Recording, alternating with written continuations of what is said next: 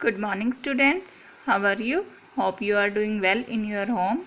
Students, in last class we have discussed about DNA replication, and in this video, students, I am going to teach you transcription unit and what is the process of transcription.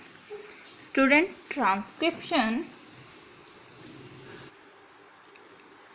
Transcription is the process of copying genetic information from one strand of the DNA into the RNA is termed transcription.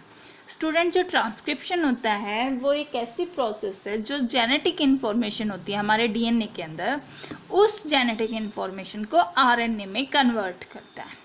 ठीक है, जो DNA में हमने पढ़ा है कि 2 strand होते हैं, one is template and other is coding. तो जो टेम्पलेट स्ट्रैंड है उस स्ट्रैंड को आरएनए में कन्वर्ट करने की प्रोसेस को हम ट्रांसक्रिप्शन बोलते हैं.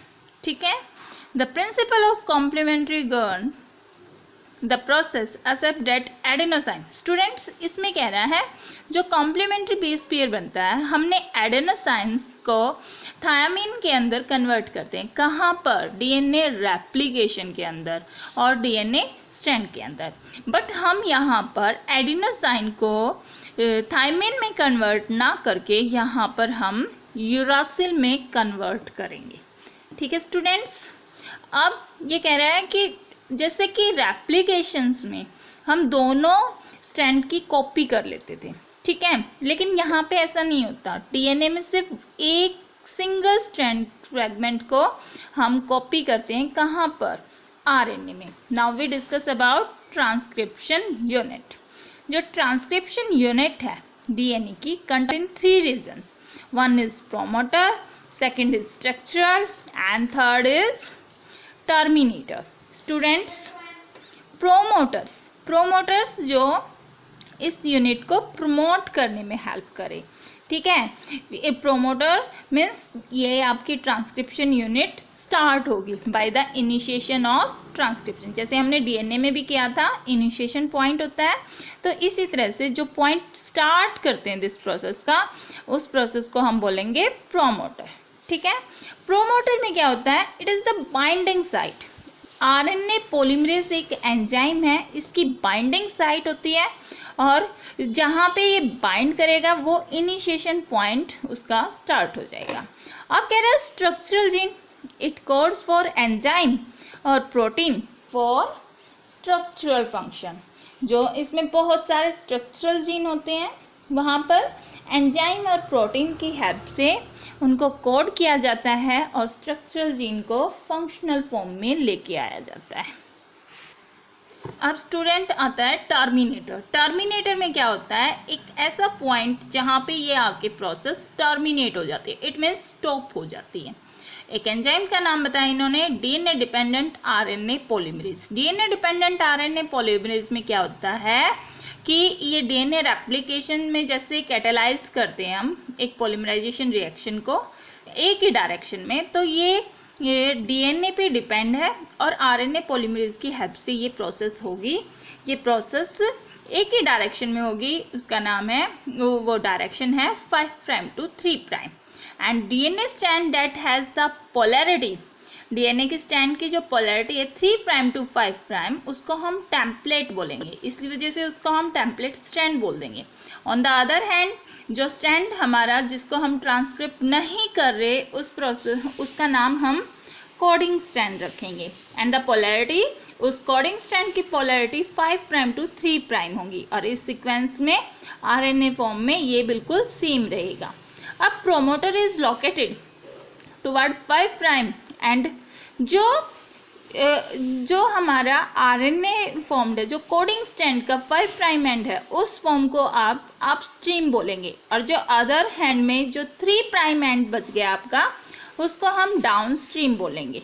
ठीक है, और लास्ट में जहाँ पे ट्रांसक्रिप्शन प्रोसेस स्टॉप हो रही है, उस पॉइंट को हम टर्मिनेटर बोलेंगे.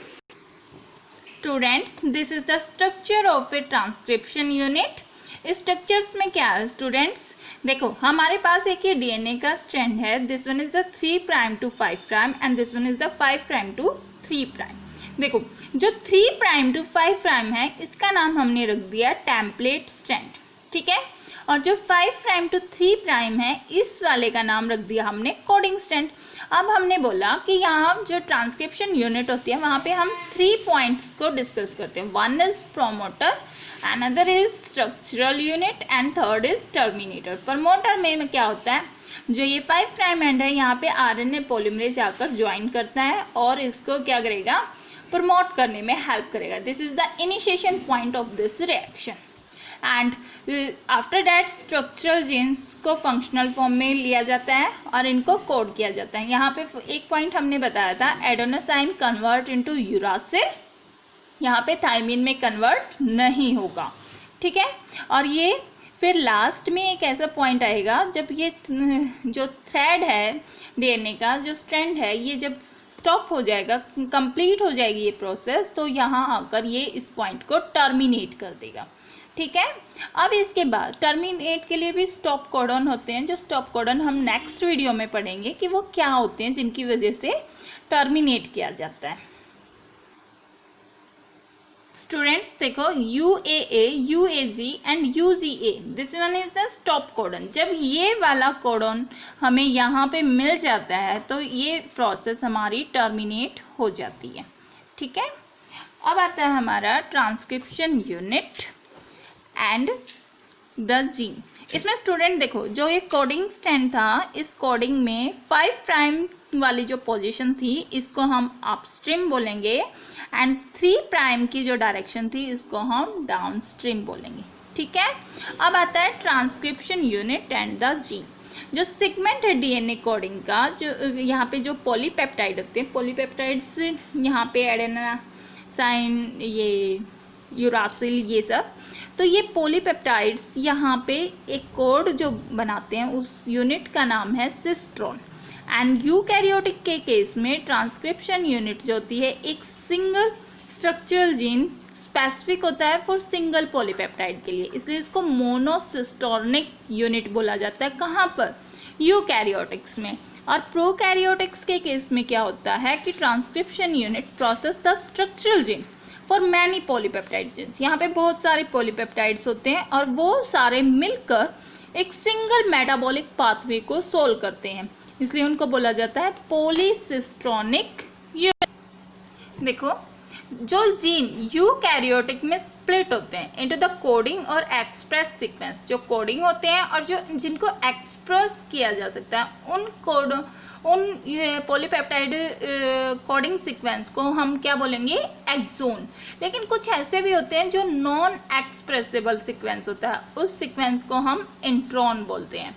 और एमआरएनए जो मैसेंजर आरएनए होता है वो सिर्फ एक्सोन को रीड आउट करता है लेकिन इंट्रॉन को नहीं करता। This process is splicing that discuss in next class. Thank you students, have a nice day.